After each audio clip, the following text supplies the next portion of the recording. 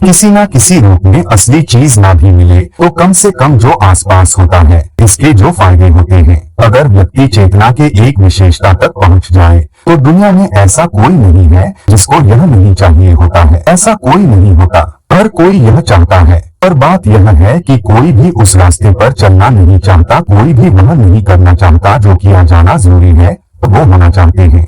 जब मैं कहता हूँ आपको इस रास्ते पर चलना होगा, क्या यह बहुत दूर है? क्या यह इतना कठिन है कि आप वहाँ बहुत कठिनाई से पहुँच पाएंगे?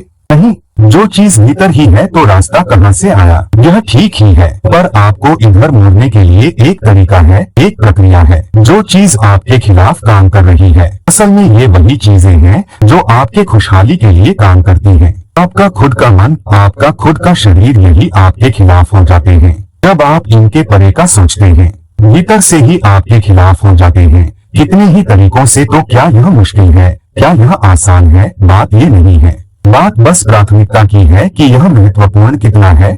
अगर आप ऐसे हो जाएं कि इसे जाने बिना मैं जी नहीं सकता, अगर यह इतना महत्वपूर्ण हो जाए तब यह कठिन नहीं है, यह बहुत नजदीक है। क्योंकि लोग ऑन और ऑफ, ऑन और ऑफ, ऑन और ऑफ होते रहते हैं, इसलिए ये बहुत लंबा रास्ता लगता है। ये हर चीज पर लागू होता है। मान लीजिए आपको कुछ पकाना है, मान लीजिए आपको एक केक पकाना है, आपको कुछ चावल पकाने हैं। आप गैस को ऑन करते हैं, फिर ऑफ कर देते हैं, चालू करते हैं, फिर से बंद कर देते हैं। ये एक लंबी प्रक्रिया होगी और जाहिर है खाना नहीं हो पाएगा।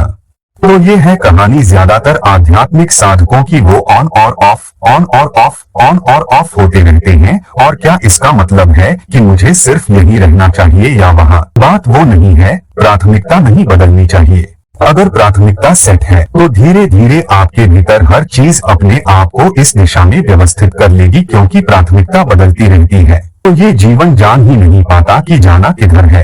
ये बस कंफ्यूज्ड रहता है। पर हर 2 मिनट में आप जीपीएस पर मंजिल बदलते रहेंगे तो निश्चित है उसे पता नहीं होगा कि कहाँ जाना है ना? तो यही ज्यादातर लोगों के साथ हो रहा है। इसीलिए आध्यात्मिक रास्ता इतना कठिन, लंबा, संभव हासिल न कर पाने योग्य लगता है। ये सब इसलिए क्योंकि लोग हर समय अपनी प्राथमिकताएं बदलते रहते हैं।